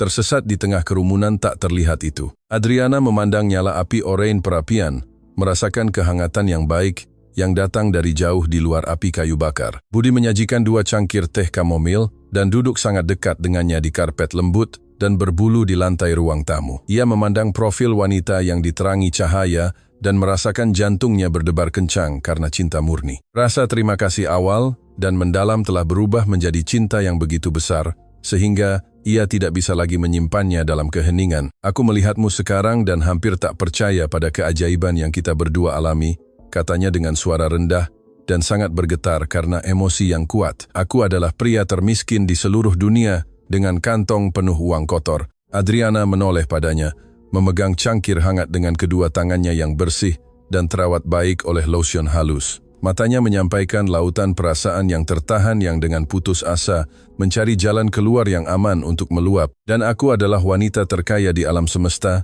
tinggal di tengah kotak kardus tua. Jawabnya dengan senyum basah oleh air mata baik, karena aku masih memiliki kemampuan murni untuk melihat rasa sakit seorang pria asing yang menangis di jalanan tanpa menghakimi alasannya yang tak terlihat. Budi meletakkan cangkirnya sendiri, mendekat perlahan, dan memegang wajah cantik Adriana dengan ujung jarinya yang gemetar. Keheningan ruangan itu sakral, menghormati saat yang tepat ketika dua jiwa yang hancur akhirnya menemukan bagian yang hilang untuk menyembuhkan diri mereka sendiri. Aku mencintaimu dengan segenap hatiku yang telah sembuh. Adriana, ia mengaku dengan kejelasan yang mengejutkan hantu-hantu lama dari masa lalunya. Aku mencintai kekuatan besarmu, aku mencintai senyum tulusmu, dan aku mencintai kehidupan indah yang telah kau bawa kembali untukku. Mereka menyegel pengakuan indah itu dengan ciuman tenang, mendalam, dan syarat dengan rasa hormat timbal balik, sangat langka untuk dilihat di zaman modern. Itu bukanlah gairah sesaat dan sia-sia yang didasarkan pada penampilan dangkal, tetapi pertemuan sempurna dari dua penyintas perang tak terlihat yang sangat berdarah. Istana raksasa dan kesepian itu akhirnya mengenal arti sejati dari kata rumah. Setelah bertahun-tahun isolasi sosial total, seiring berjalannya tahun-tahun bahagia, cinta besar mereka meluap dari dinding rumah dan menemukan tujuan yang jauh lebih besar di dunia luar. Mereka memutuskan untuk menggunakan kekayaan pribadi Budi yang sangat besar untuk membangun pusat dukungan terbesar dan paling ramah bagi para tunawisma di seluruh wilayah. Itu bukan hanya gudang dingin untuk menyembunyikan orang miskin dari pandangan masyarakat kaya dan kejam dengan minoritas tak terlihat mereka. Itu akan menjadi tempat yang bermartabat, dengan kamar-kamar nyaman yang sama, seperti di hotel aman di masa lalu yang menyelamatkan hidup mereka. Akan ada lokakarya kerja, ruang kelas luas dengan guru-guru berdedikasi, dan taman-taman berbunga untuk menyembuhkan jiwa setiap penerima manfaat yang sakit dan menderita. Mereka ingin menawarkan alat kehidupan nyata agar orang lain dapat menulis masa depan baru jauh dari kemiskinan. Adriana mengambil alih arah utama pusat dukungan dengan keahlian dan kebaikan yang membuat semua donatur besar dan surat kabar ibu kota terharu. Ia berjalan menyusuri koridor bersih dan mengulurkan kedua tangannya yang aman kepada orang-orang yang terabaikan, mengetahui persis rasa sakit terpendam yang menghuni setiap tatapan kosong dan pahit. Ia adalah contoh hidup terbesar dan paling sempurna bahwa ada harapan besar setelah badai kuat dan dahsyat. Bibi Helena, pengurus rumah tangga yang dulunya keras dan penuh aturan lama, menjadi kepala dapur yang melimpah dari penampungan komunitas besar. Wanita tua itu menemukan sukacita masa muda yang terlupakan, menyajikan hidangan hangat dan lezat untuk anak-anak lapar yang datang ketakutan dari trotoar malam hari. Kehidupan wanita tua itu mendapatkan warna-warna kuat baru dan makna yang luar biasa menjelang masa pensiun panjang. Budi berjalan setiap hari di samping istrinya yang pemberani, merasakan kedamaian ilahi yang tidak bisa disamakan oleh transaksi finansial apapun dari masa lalu yang suram. Ia menemukan bahwa obat sejati untuk penyakitnya yang sunyi dan pengkhianat tidak berada di dalam botol-botol mahal obat resep. Obat yang luar biasa tersembunyi dalam pelayanan tanpa pamrih kepada yang paling rendah hati dan dalam cinta tanpa syarat dari pendamping hidup dan perjuangannya yang tercinta. Jutawan yang dulunya sedih dan tunawisma yang terlupakan membelakangi dunia yang penuh dengan penghakiman kosong dan kebohongan yang berkilauan. Mereka membangun kerajaan yang kokoh, terbuat dari kasih sayang tulus, kesempatan yang sama, dan banyak cinta praktis yang dilaksanakan setiap hari yang diterangi. Bekas luka berat dari masa, lalu mereka yang menyakitkan menjadi jembatan lebar dan aman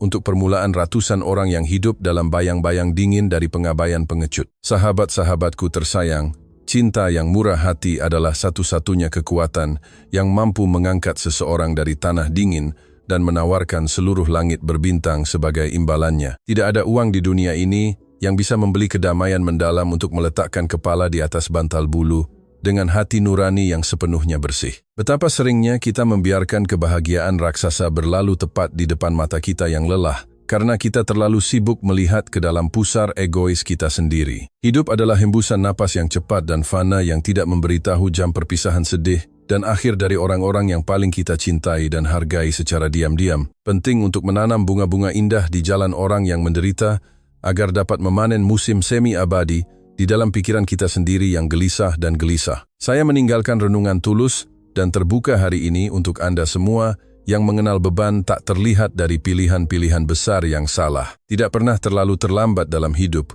untuk memulai kembali cerita sedih dan mengubah naskah menjadi akhir yang bahagia dan penuh makna mendalam. Tulis kemenanganmu sendiri dengan tindakan kasih sayang sehari-hari dan dengan kata-kata yang penuh pengampunan dan banyak kebaikan bagi mereka yang telah berbuat salah padamu dengan sangat serius. Cinta yang ditemukan Budi dan Adriana di tengah rasa sakit menyembuhkan lebih banyak kehidupan daripada yang bisa disembuhkan oleh kedokteran modern. Mereka berdehem meninggalkan jejak indah di tanah hitam dan mengajarkan bahwa kesempatan kedua datang melalui tangan orang-orang yang sangat sederhana yang tidak memiliki uang di saku mereka. Semoga kita memiliki kepekaan untuk melihat keindahan tersembunyi di tengah duri tajam jalan panjang yang penuh tikungan dalam kehidupan kita yang begitu rapuh ini. Jika Anda telah mencapai akhir yang indah dan mengharukan dari kisah kesuksesan Tulus ini, silakan berlangganan saluran kami agar tidak ketinggalan refleksi berikutnya yang menyentuh jiwa semua keluarga sederhana dan pekerja keras di Brasil. Aktifkan loncengnya, sukai video ini,